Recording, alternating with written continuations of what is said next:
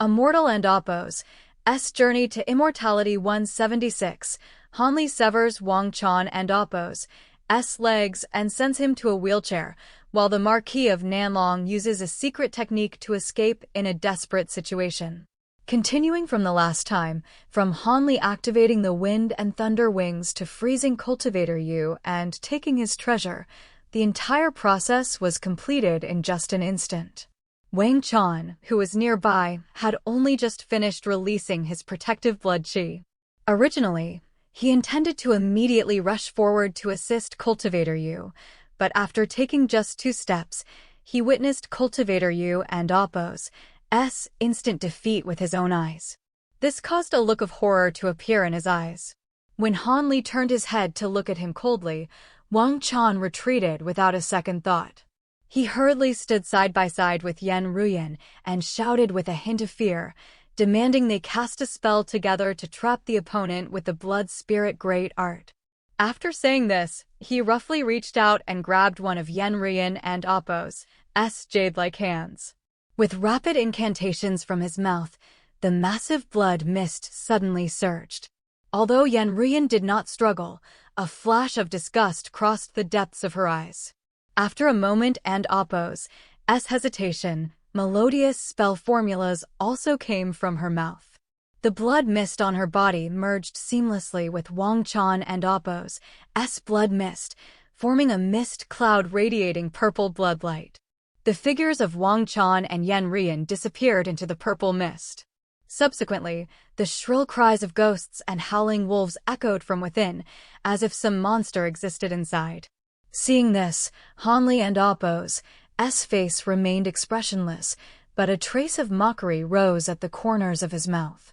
On the other side, the Marquis of Nanlong and Oppos' voice rang out with unexpected joy, stating he had and Oppos' expected fellow Taoist Han to have such heaven-defying powers. He suggested that if the 2 of them joined forces, they might truly have the strength to fight them.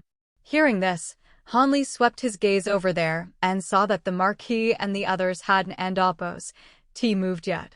However, Wang Tiangu and the white-haired old man were all staring at him dumbfounded, their faces filled with shock.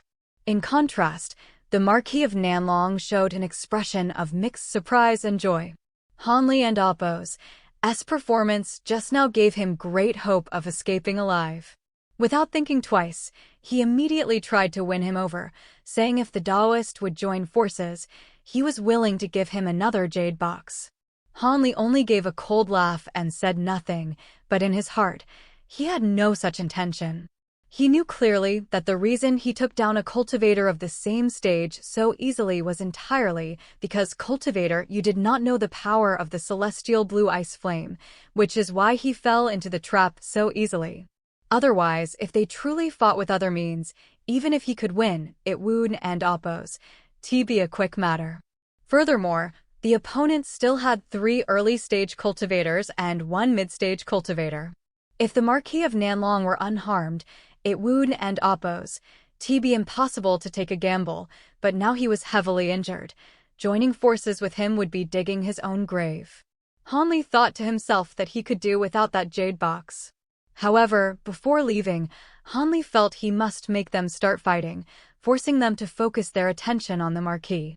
Otherwise, if they changed their minds, he would and Oppos' be able to leave so easily. Thinking of this, Hanli ignored the others. After the wings on his back moved, he vanished from the spot amidst the sound of thunder. Seeing this, the elder surnamed Yun immediately shouted without thinking, and quote, "This is bad. He and Oppos' trying to run. We must stop him.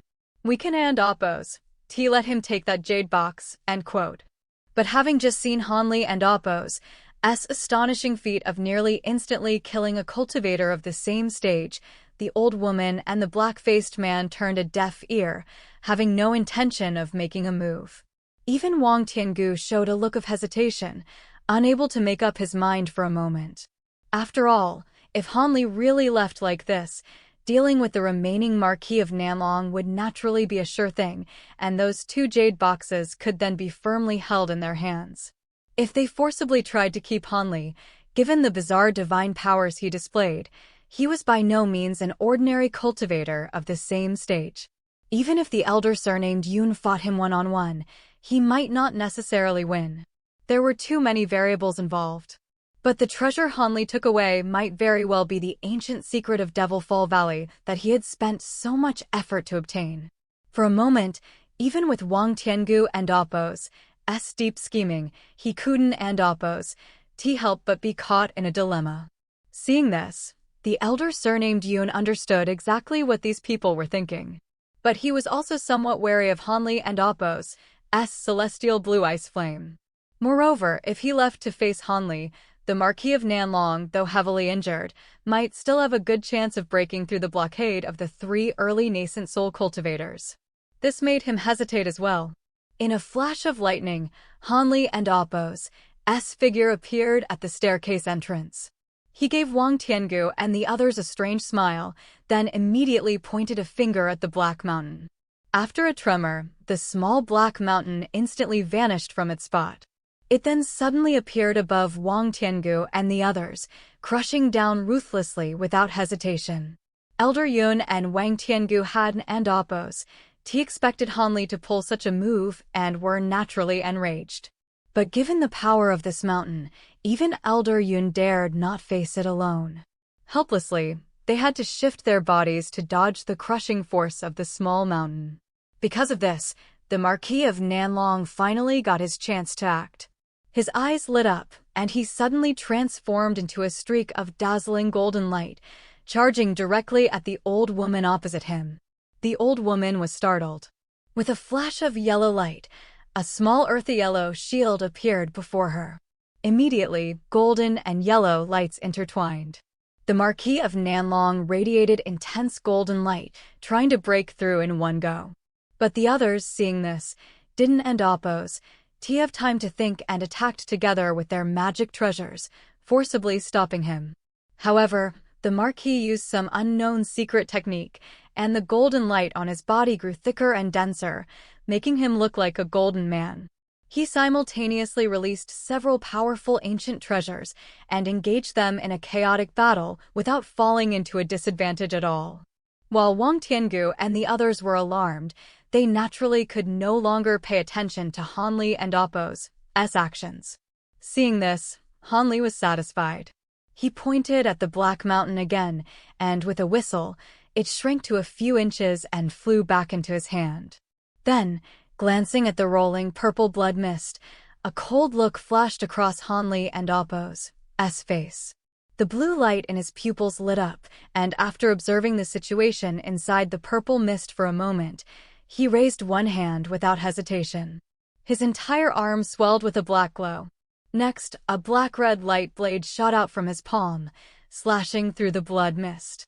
It was the light of the Devil Slash. As a shrill scream echoed from the blood mist, Hanli had already vanished amidst flashes of electric arcs.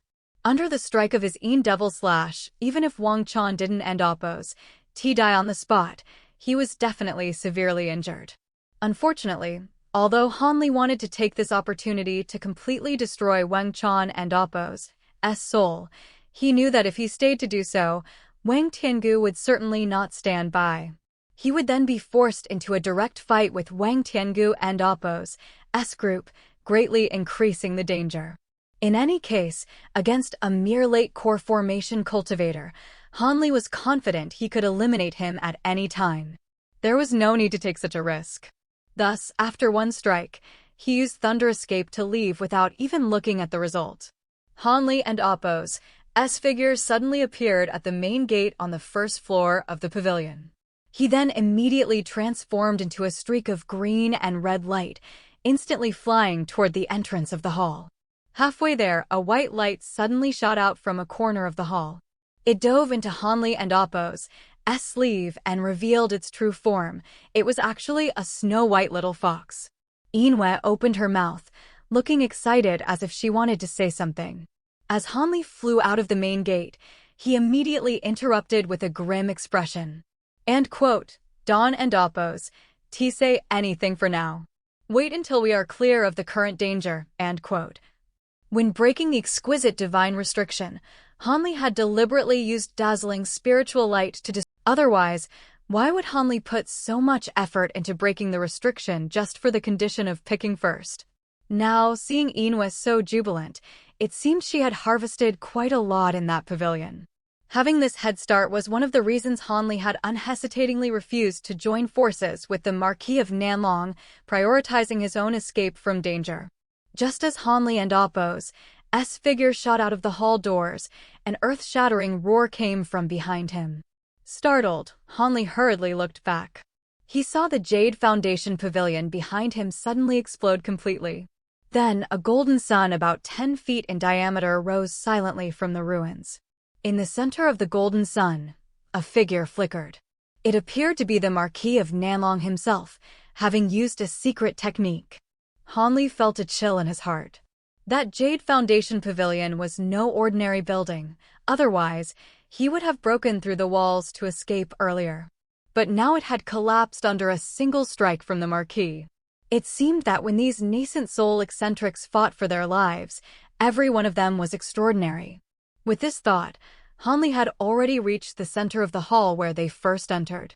Looking at the walls that had already sealed shut, he didn't hesitate to flick his finger. A foot-long green light shot out, striking the stone wall opposite him. With a soft pop, a hole the size of a bowl was pierced through the wall. But immediately, a white light flashed, and the hole vanished.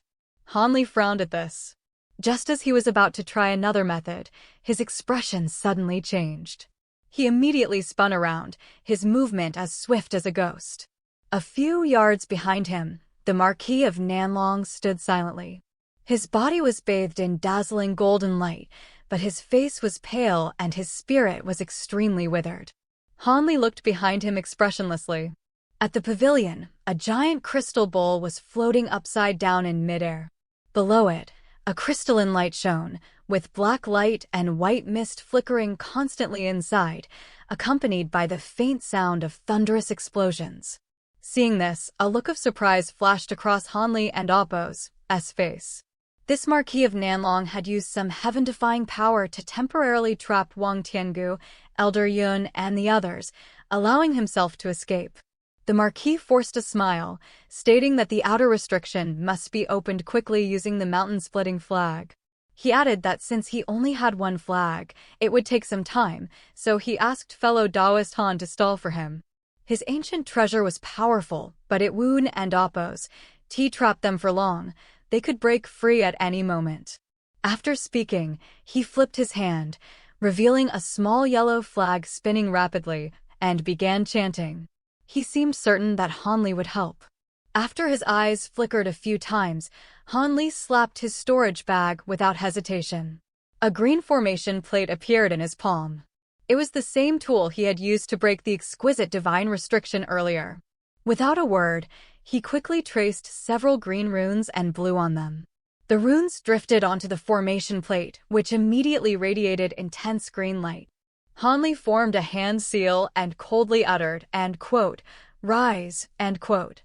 Except for the wall the Marquis was facing, the previously vanished blue restrictions reappeared, sealing the hall and Appo's main gate once again.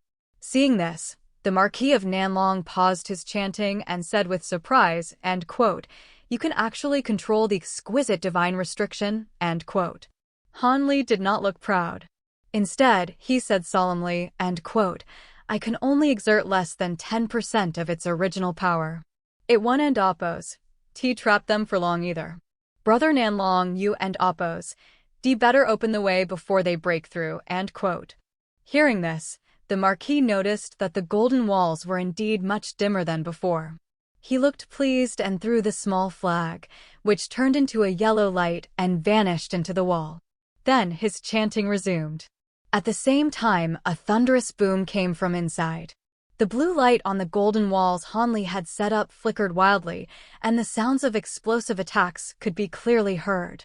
It seemed Wang Tiangu and the others had broken through the Marquis and Appo's ancient treasure and begun their assault on the golden walls.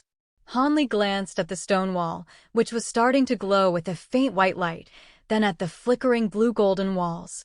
After a brief hesitation, He threw out a spirit beast pouch. Instantly, a swarm of 3-colored gold-devouring beetles surged out. Hanli formed a hand seal, instantly casting the beetle armor technique.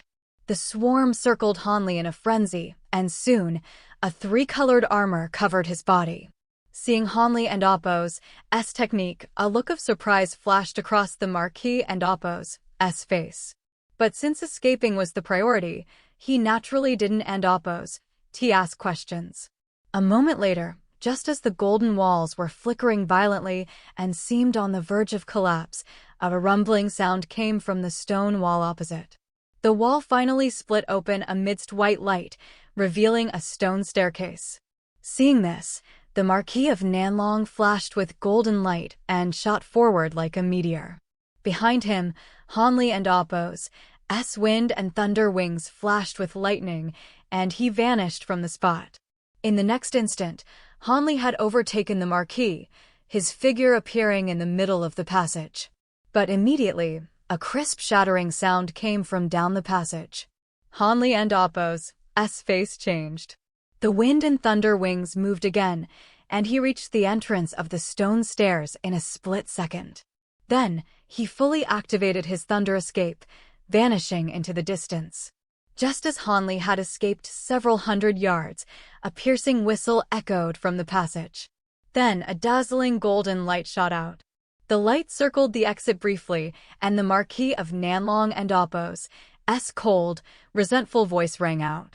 He cursed, saying they should remember this and that they and Appo's better not fall into his hands in the future, or he would surely destroy their souls. After finishing his words, the golden light flared up and began to blur. As a silver streak of light shot out from the passage, the golden light suddenly transformed into an exceptionally thin golden thread. After a few flickers, it shot into the distance. Its speed was so fast that in a single breath, it had vanished from the vicinity without a trace. At this time, Hanli was also flickering on the horizon, becoming a small black dot. Following the silver light, a black streak flew out. The light faded to reveal a figure, who asked solemnly, and quote, "What kind of escape techniques are these two using? How are they so fast?" And quote, it was Wang Tiangu. As the silver light vanished, the figure of Elder Yun emerged from within. With an extremely grim expression, he stated that the Marquis of Nanlong used the end quote, 10,000 threads and quote, secret technique created by the late Master Tsong Kuan. It was an escape technique that allowed one to travel far instantly at the cost of a large amount of essence or even blood. It could turn the escape light into a thread-like thinness, completely concealing one and Appo's aura and making it impossible to track. He had and Appo's actually gone far, it was just that spiritual sense alone could not detect him. As for that kid surnamed Han, his escape technique seemed to come from those strange wings that controlled lightning. It should be the rumored thunder escape, which is almost like teleportation. At this moment, the old woman and the black-faced cultivator also flew out from the passage, just in time to hear Elder Yun and Appo's words. The old woman and Appo's face showed signs of unease. Pale-faced, she asked, and quote, "If their escape techniques are so bizarre, one and Appo's, they just get away? What should we do?" End quote. The black-faced man and Appo's expression was and Appo's much better. He said the kid surnamed Han was one thing, but if the Marquis of Nanlong escaped, they would be in big trouble. He questioned Wang Tiangu and Elder Yun, saying they had promised that the Marquis would definitely be eliminated on this trip, which was why they agreed to join forces. Elder Yun gave a cold laugh and told them to rest assured. He asked if they really thought the Marquis and Appo's ability to hold his own against so many of them was his true cultivation level. Despite being heavily injured, he dared to use a secret technique to forcibly boost his magic power, and now he had used and quote, 10,000 threads and quote, another escape technique that severely drains one and Appo's essence. Even if they didn't and Appo's chase him, he would be bedridden with heavy injuries upon his return. Even if he spent 100 years recovering, he would no longer be able to maintain his mid-nascent soul stage. He then asked them when he had ever said he couldn't and oppose track him. The black-faced man and as long as the Marquis couldn't and oppose run more than 300 miles in one go, he could be found. And given his current physical condition, he definitely couldn't and oppose sustain and quote 10,000 threads and quote for long. They would just catch up and finish him off then. The black-faced man breathed a great sigh of relief, and the old woman and oppose's expression also relaxed. She sighed and said that this time, if Wang Tiangu had and oppose first gifted them a black jade lotus and promised to share the secrets of Devil Fall Valley afterward, they would never have taken the risk of making an enemy out of a mid-nascent soul cultivator. It really was and oppose a wise move.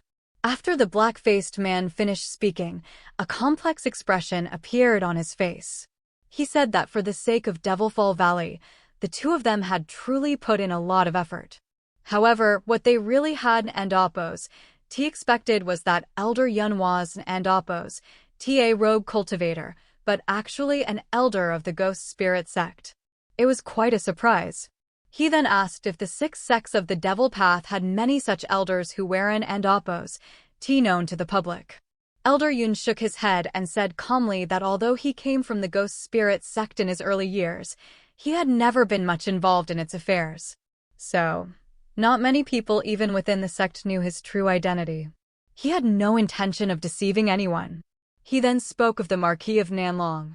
As a descendant of Master Tsong Kuan and a long-time acquaintance, he originally didn't and oppose want to kill him. But unfortunately, he later found out that the Marquis had secretly befriended several elders of the Righteous Path and oppose's Heavenly Machine sect and intended to join them. He had dropped hints to the Marquis a few times, but the Marquis showed no intention of changing his mind. He even intended to use the Heavenly Machine sect and oppose's power to enter Devil Fall Valley for treasure. As such, he couldn't and oppose just sit by and watch the Righteous Path and oppose's power grow, so he had to resort to such ruthless measures. The old woman and oppose's face changed slightly as she asked about the Marquis and oppose's connection to the Heavenly Machine sect, questioning why Elder Yun had and oppose mentioned this before. The black-faced man also showed a look of shock and anger. Elder Yun smiled faintly and said calmly that perhaps he had been careless and overlooked it. However, his old friend had and oppose actually joined the Heavenly Machine sect yet. If the two of them were still worried, they could simply join his sect. As long as they became elders of the Ghost Spirit sect, the Heavenly Machine sect couldn't and oppose do anything to them. The old woman gave a cold snort and flatly refused, saying she was at an age where she had no interest in being bound by rules. The black-faced man frowned and also stated calmly that he was used to being idle and had no interest in joining their sect either. Elder Yun said that was a pity. If the two of them were willing to join, the Ghost Spirit sect and oppose's influence would surely grow. But he would and oppose force them. As long as they killed the Marquis of Nanlong, the Heavenly Machine sect would and oppose really stand up for a dead man. It was just a pity that although he had been friends with the Marquis for over 100 years, the Marquis had kept his mouth tightly shut about Devil Fall Valley, revealing nothing. He only knew that in a secret cave here, there was a route map used by Master Tsong Kuan to enter and exit Devil Fall Valley. If they followed this map, their safety would naturally be much more guaranteed. So, when they caught up later, they shoot and oppose destroy his nascent soul immediately. He would use a soul-searching technique to see if he could get any more useful information. Wang Tiangu looked worried, stating that if the route map happened to be in the jade box taken by the kid surnamed Han, it would be difficult. Elder Yun said slowly that it would be easy to handle. At worst, they would just expose the matter, letting all the sects in the Heavenly South know. When that time came, not just the righteous and devil paths, but even the Heavenly Dao Alliance would hunt him for the map. Then they could just fish in troubled waters. A mere drifting cloud sect thinking they could hog the treasures of Devil Fall Valley? Let and oppose see if they have the stomach for it. Compared to the route map, He cared more about the information on Devil Fall Valley in the Marquis and Oppo's mind. If they knew those things, even if everyone knew how to enter, they would still have the upper hand. Wang Tiangu thought for a moment and offered his view, saying if things really turned out that way, they and Oppo's have no choice. But before that, they could also try to see if they could pay some other price to trade the route map back from him. After all, there was nothing in this world that couldn't and Oppo's be traded, even if they had become enemies. Elder Yun chuckled and said junior brother Wang and Oppo's words were more prudent. But then again, that kid and Oppo's divine powers were truly bizarre. He asked if Han was really about the same age as his nephew, because his combat experience seemed much more cunning than that of old fellows like them. Even fellow Taoist Yu had fallen for his tricks. In a one-on-one fight, he might not even be able to do anything to him. Wang Tiangu let out a long breath and muttered that he had looked into it. The man was originally just an ordinary disciple of Yellow Maple Valley, and his cultivation was indeed only at the foundation establishment stage. As for why he had progressed so rapidly and gained such power, it was and Oppo's clear. However, if it were and Oppo's for the kid being far more powerful than expected and causing trouble, how could the Marquis of Nanlong have escaped so easily under their joint efforts? Clearly, he was thinking of Hanli and Oppo's attack with the Black Mountain and his use of the exquisite divine restriction to block them at the end.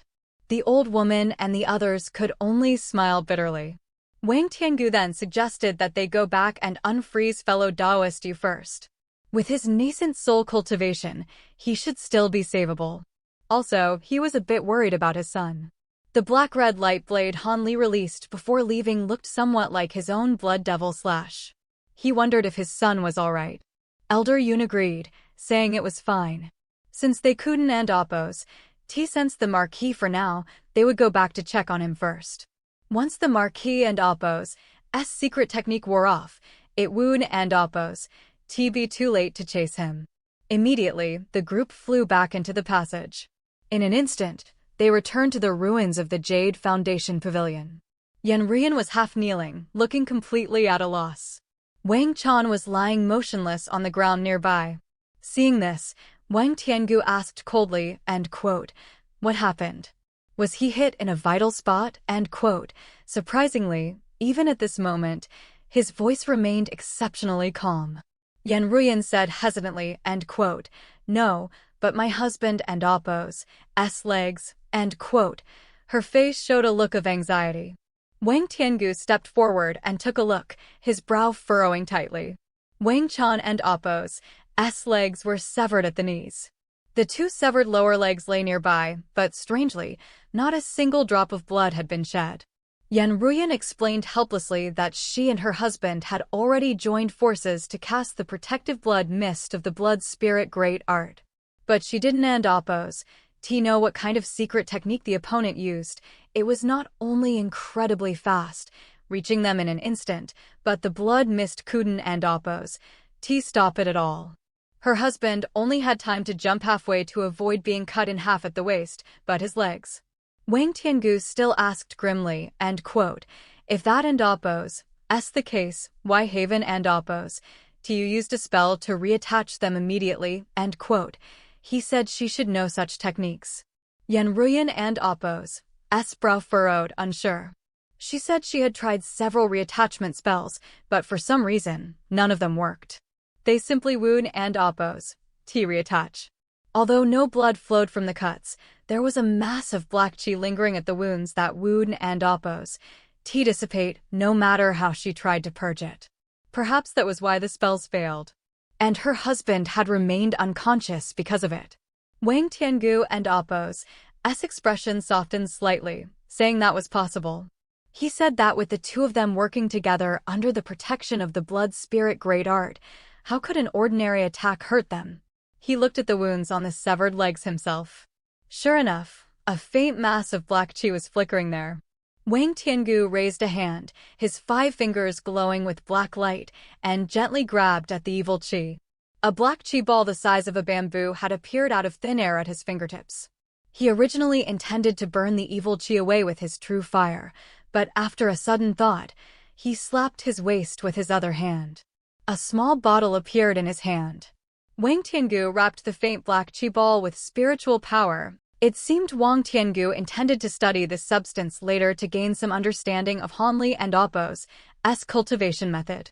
What Wang Tiangu didn't and Appo's notice was that when Yan Ruyan saw this, a complex look flashed across her face, but she immediately returned to normal. Once Wang Tiangu had also removed the evil chi from the other leg, Yan Ruyan silently realigned the severed limbs with the wounds and began casting her reattachment spell.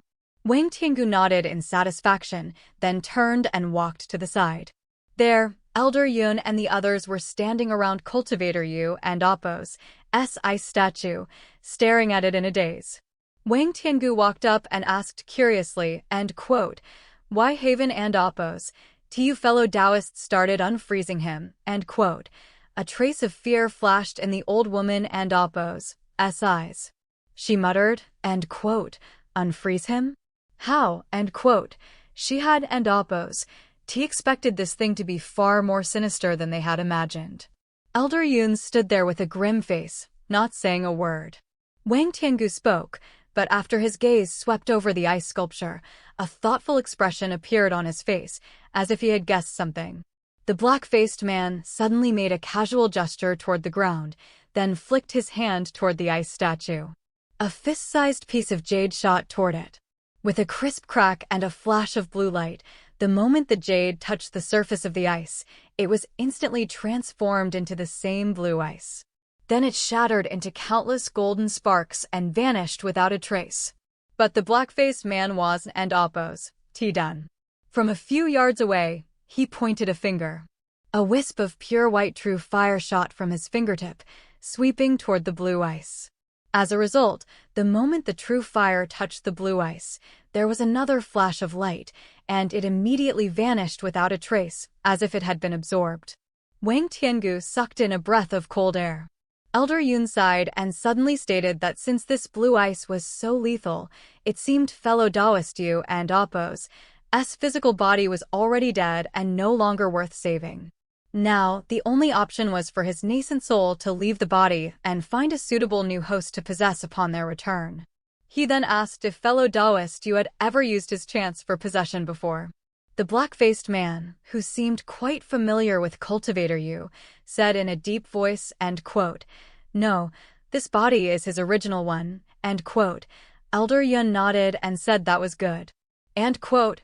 Next, let fellow Taoist Yu and Appo's nascent soul emerge on its own, end quote. Cultivator Yu inside the blue ice seemed to have heard these words. His entire body suddenly radiated intense white light. Then, with a muffled bang, his body turned to ash and vanished. Inside the translucent blue ice, only Cultivator Yu and Appo's inch-tall nascent soul remained. Its tiny hands held a thumb-sized jade pendant, its small face full of annoyance and resentment. It opened its tiny mouth and spat a cloud of fiery hot true young essence fire onto the jade pendant. As it held the pendant high over its head, red and white flames about a foot high erupted around its body. Then, without a second thought, it charged forward, trying to break through the ice. Elder Yun seemed to have realized something and hurriedly shouted, end quote, "Wait," end quote, but his warning came too late. Cultivator Yu and Appo's nascent soul slammed hard into the blue ice. The scene that followed sent chills down the spines of everyone present. The seemingly powerful red and white flames, upon touching the ice wall, acted like they had ignited something. The entire ice wall suddenly burst into a fierce blaze, instantly turning into a mass of blue fire that swallowed both the red and white flames and the nascent soul. The red and white flames were bizarrely transformed into blue flames in an instant. The nascent soul let out an incredibly shrill scream and, covered in blue flames, shot frantically into the air. But after flying only a dozen yards, it rolled and wailed in the blue flames for a moment before the sound abruptly stopped. The nascent soul was refined into a ball of white light by the fire. As the white light dissipated, Cultivator Yu and Appo's soul was completely destroyed, erased from this world forever.